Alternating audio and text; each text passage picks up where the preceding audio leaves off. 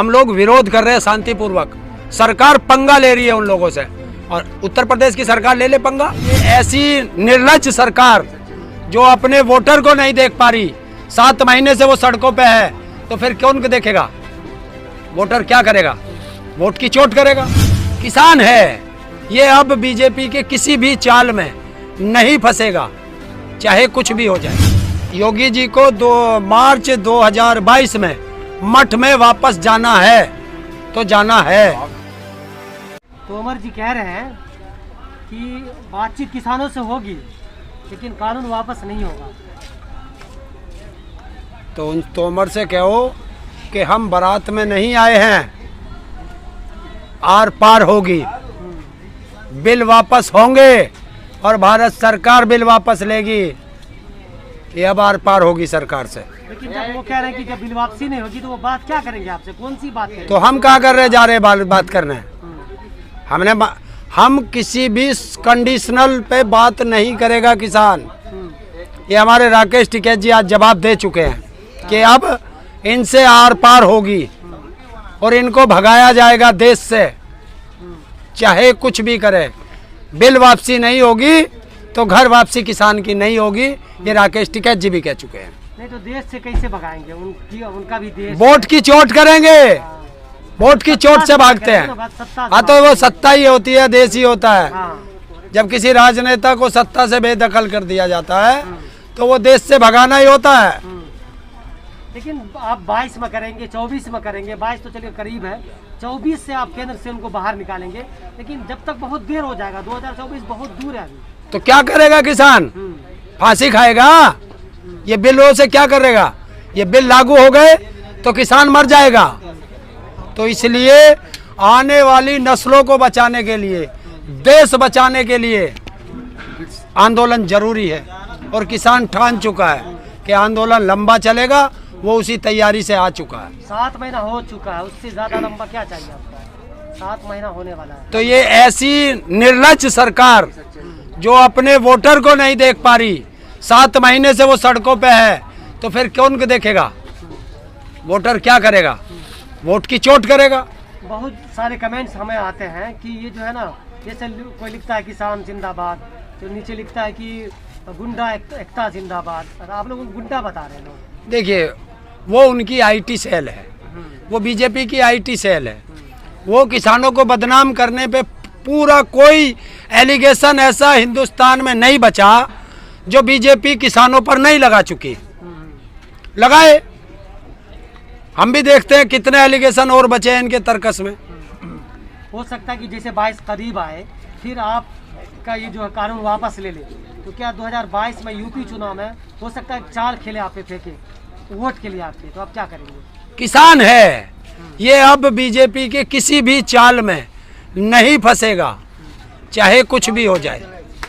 इसको योगी जी को 2 मार्च 2022 में मठ में वापस जाना है तो जाना है। आप कहते हैं कि मठ में वापस जाना, आप कर क्या रहे हैं? उनको मठ में भेजने के लिए कर क्या रहे हैं? कर क्या रहे हैं? जिस तरह से टिकरी और सिंघू पे किसान जिस तरह से खट्टर सरकार से लोहा ले रहे हैं, आप लोग तो नहीं ले रहे हैं। हाँ तो क्या हो गया? वो किसान नहीं है। लोहा लेना हमारा शांतिपूर्वक आंदोलन है, हम लोहा नहीं ले रहे, वो सरकार छेड़ रही है। हम लोग विरोध कर रहे हैं शांतिपूर्वक, सरकार पंगा ले रही है उन लोगों से, और उत्तर प्रदेश की सरकार ले ले पंगा, फिर यहाँ भी ऐसे ही होगा। क्यों पंगा तो लिया है ना? क्या? आपका हजारों करोड़ बाकी है जो चीनी का, गन्ने का, तो उसी के लिए, अरे भाई उसी के लिए तो कह रहे हैं 2022 में कि योगी जी मठ में चले जाएंगे। 20,000 करोड़ बाकी है गन्ने का उत्तर प्रदेश में, अभी तो उत्तराखंड का नहीं बताया। 26 तारीख को आप लोग गवर्नर हाउस घेरने जा रहे हैं। जी हाँ, शांतिपूर्वक आप एक ज्ञापन सौंपेंगे? बिल्कुल शांतिपूर्वक बैठेंगे घेर करके, तो और फिर एक दिखाएंगे आप? काले झंडे भी नहीं दिखाएंगे? नहीं, अभी काले झंडे का अभी कोई वो नहीं आया। नरमी क्यों आ रही है? गाजीपुर बॉर्डर में ये नरमी क्यों आ रही है? कहाँ नरमी है? बता किस किसान? अरे भाई किसानों, नरमी आ गई क्या? गर्मी आ गई। बाकी जो बॉर्डर पे है वो कह रहे हैं काले झंडे दिखाएंगे, चडूनी जी कह रहे हैं, देखो टिकैत जी कह रहे हैं कि ये दोनों के बात में अलग अलग ये बड़े नेता हैं। हाँ। ये बैठ के डिसाइड करेंगे, जो आदेश होगा हम लोग उसका पालन करेंगे। लेकिन जैसे दोनों बड़े नेता हैं, हाँ। तो दोनों नेता की बात अलग अलग अक्सर शुरू से देखते हैं। कोई बात अलग अलग नहीं है, ये सब मीडिया की चाल है।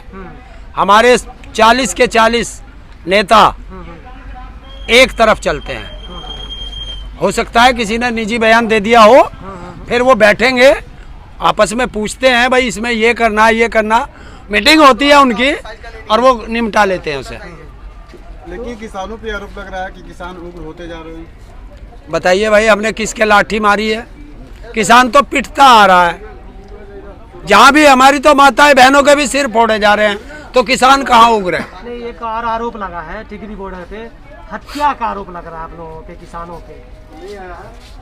देखिए वो व्यक्ति जला है, किसने जलाया या स्वयं उस जला है, ये जांच करेंगे।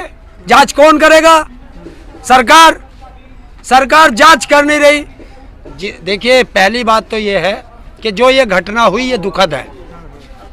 हम उस पीड़ित परिवार के साथ है, पूरा किसान परिवार पीड़ित परिवार के साथ है। जांच करे, अगर वो स्वयं उसने अपने ऊपर आग लगाई है तो भी दुखद है, किसी ने उसको जलाया है तो भी दुखद है। अगर किसी ने जलाया है, जांच करो, अपराधी को जेल भेजो।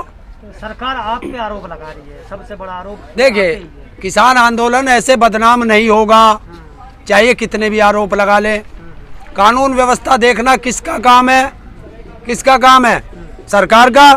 तो सरकार क्यों नहीं कानून व्यवस्था देख रही और हमारे ऊपर आरोप लगा रहे हैं? और हाथरस में किसकी बेटी जली थी रात को 2 बजे, उस पर क्यों नहीं बोलती है बीजेपी सरकार? सरकार तो कह रही कि कानून व्यवस्था आप तोड़ रहे हैं। आपने कोरोना का प्रोटोकॉल तोड़ा, आप दिल्ली में घुसे, जब आपको रोका गया तो सारा तो आप ही तोड़ रहे हैं ना। कोरोना प्रोटोकॉल किसने तोड़ा? देश के प्रधानमंत्री ने तोड़ा, बंगाल में रैलियां करी। प्रोटोकॉल किसने तोड़ा? देश के गृह मंत्री ने तोड़ा, बंगाल में रैलियां करी। प्रोटोकॉल किसने तोड़ा? उत्तर प्रदेश के मुख्यमंत्री ने तोड़ा कि कोरोना काल में चुनाव कराए। तो हमने कहा तोड़ा? हम तो शांतिपूर्वक अपने घरों में बैठे, ये हमारा गांव है और गांव में घर में रहते हैं। बोल तो रहे कि जो व्यवस्था है आप खराब कर रहे हैं। देखिए उनका काम है बकना, बके खूब बके। कुत्तों का काम होता है भौंकना और हाथी का काम होता है चलना। जब तोमर कह रहे हैं कि कानून वापस नहीं होगा तो आपको बैठने से क्या फायदा, फिर क्या करेंगे? और किसान कह रहा है बिल वापस होंगे, हाँ। तो वो उस गद्दी पे बैठने का उसका क्या अधिकार है? अगर होता तो 7 महीना पहले हो गया होता। क्यों? 7 महीने हो गए। 7 महीने के बाद नहीं होगा, 2024 में होगा।